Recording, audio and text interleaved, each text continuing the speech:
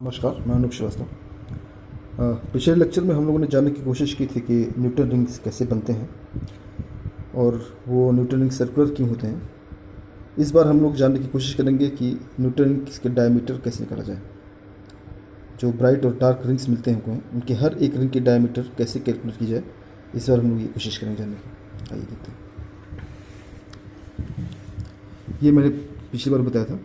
ये प्लेट एक है, POQ ट्रांसपेरेंट प्लेट, और उसके ऊपर एक प्लेनो कॉन्वेक्स लेंस रखा हुआ है AOB।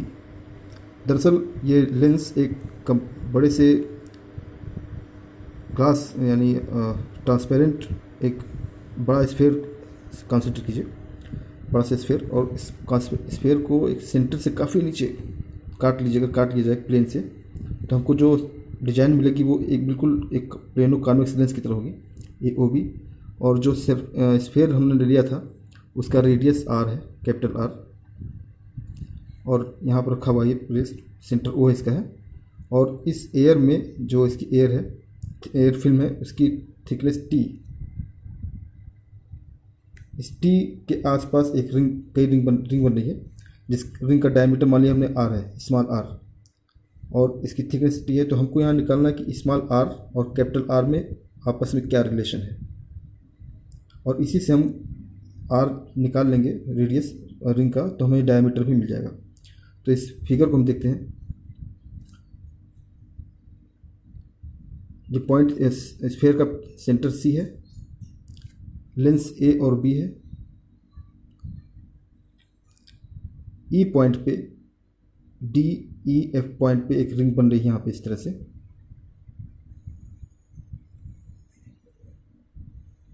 रिंग बनी, तो हमको R और R में रिलेशन निकालना है। रिलेशन निकालने के लिए हम सिंपली ज्योमेट्री का ऐसे यूज करेंगे।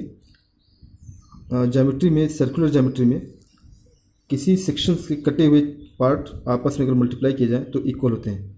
अगर आप इसमें देखिए तो यहाँ पे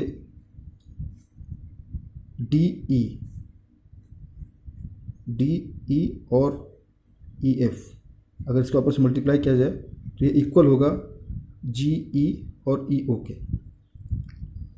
GE एंड EO। यहाँ से इसको इस तरह देखते हैं कि DE इंटू EF इक्वल होगा GE इंटू EO। DE और EF दोनों इक्वल है R है, जो कि रेडियस ऑफ रिंग है। तो ये R into R is equal to GE, यहाँ से ले करके यहाँ तक ये पूरा डायमीटर 2R हो गया। उसमें से T घट जाएगा, ये T है, small t, thickness of air. तो ये E यहाँ से लेकर के, G से लेके E तक की जो दूरी होगी वो 2R माइनस T होगी। ये पूरा G से लेके O तक डायमीटर है स्फीयर का, तो ये हो गया 2R माइनस T। और EO, ये EO है, एयर की थिकनेस है T, यहाँ हम लिख देंगे T, और ये इक्वल होगा R square is equal to, multiply करेंगे 2RT माइनस T स्क्वायर। यहाँ पे T की वैल्यू R से, कैपिटल R से बहुत कम होती है, इसलिए हम इसे निगलेक्ट कर सकते, छोड़ भी सकते हैं, निगलेक्ट कर सकते हैं। It may be neglected, T square may be neglected।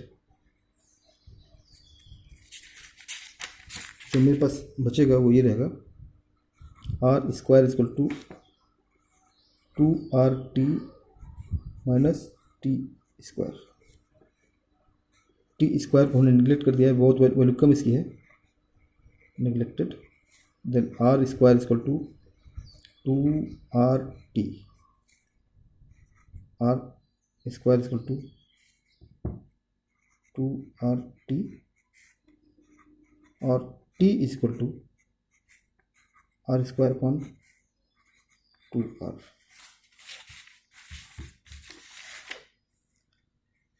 ये एयर फिल्म की थिकनेस का फार्मूला हो गया।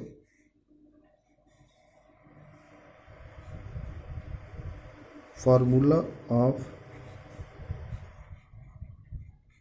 Thickness of air film. अब हम कंडीशन देखेंगे कि डायमीटर ऑफ ब्राइट रिंग कैसे निकालते हैं, आइए देखते हैं। किसी भी ब्राइट रिंग के लिए, ब्राइट फ्रिंज के लिए, रिंग के लिए, फॉर ब्राइट फ्रिंज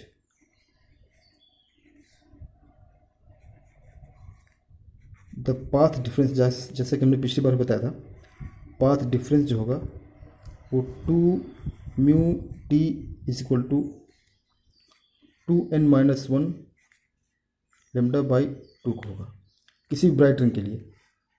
यहाँ पर हम 2 μ और t की जगह ये वैल्यू रख दीजिए आप,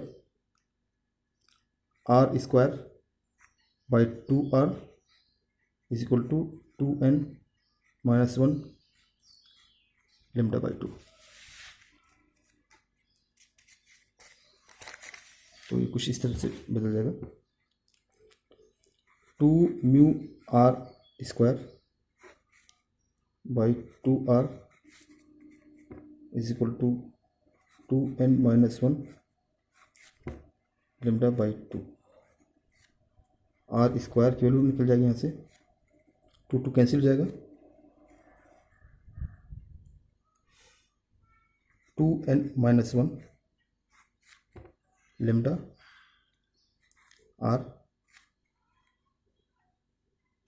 बाई 2 म्यू। ये रेडियस है किसी रिंग का, तो इसको डायमीटर में अगर हम चेंज करना चाहें तो रेडियस होता है डायमीटर हाफ, स्क्वायर कर सकते हैं इसको, 2n-1 lambda are by 2 mu, या d square by 4 is equal to 2n-1 lambda are by 2 mu, d square is equal to 2n-1 lambda r mu.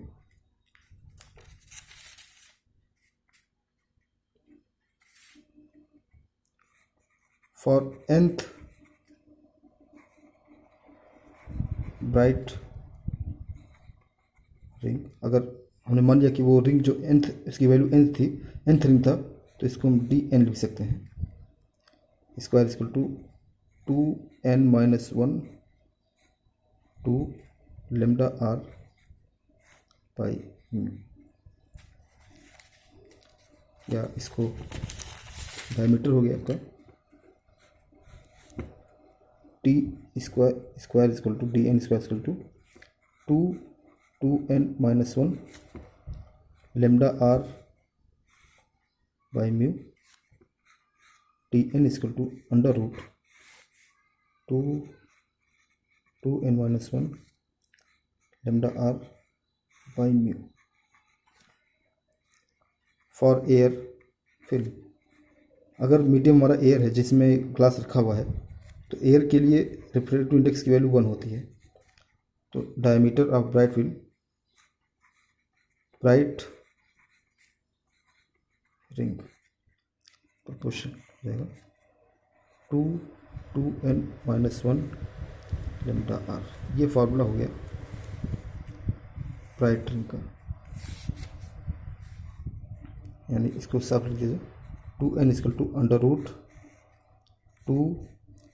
2n-1 lambda R. ये किसी भी bright ring का diameter है, N की value change करेंगे तो diameter change आएगा।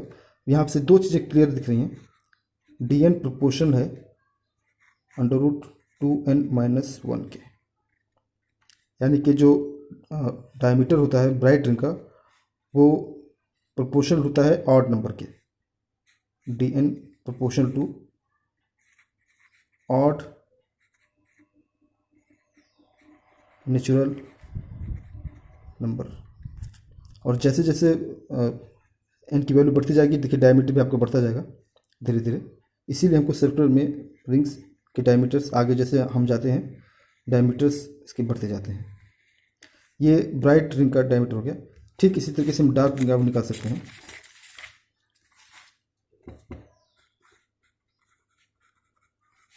Diameter of dark ring कैसे करेंगे? डायमीटर डार्क रिंग के लिए जो पाथ डिफरेंस होता है, path difference for dark fringe कहें या रिंग कहें, वो path difference 2 mu T is equal to N lambda होता है। फिर वही काम, म्यू टी की जगह हम वैल्यू रखते हैं आर स्क्वायर बाई 2r, जैसे हमने पहले बताया था, n lambda. R square equal to 2n lambda are by 2 mu, या r square equal to N lambda are by mu. Diameter निकालने इसका अगर हम तो डी बाई 2 डाई square equal to N lambda are by mu, यानी d square equal to 4n lambda are by mu, d equal to under root 4n lambda are by mu. For air के लिए refractive index 1 होता है, इसलिए जो dark ring का diameter आएगा वो ये होगा dn for dark ring equal to under root 4n lambda R. यहाँ पे एक और से देखा जाए तो डायमीटर, जो डार्क रिंग का डायमीटर होगा वो प्रोपोर्शनल होगा n के, यानी कि डायमीटर जो डार्क रिंग का होता है वो नेचुरल नंबर के प्रोपोर्शनल होता है, जबकि ब्राइट रिंग में हमने देखा था कि ये प्रोपोर्शनल होता है अंडर रूट 2n-1 के, सिर्फ ऑड के। तो यहाँ पे सारे नेचुरल नंबर होंगे proportional to n equal to 1, 2, 3, और ये ओनली ऑड। ये दोनों में फ़र्क है। तो हम दोनों की वैल्यू निकाल, किसी भी डायमीटर की वैल्यू निकाल सकते हैं, डार्क के लिए या ब्राइट के लिए, डिपेंड करता है उसके नंबर पे।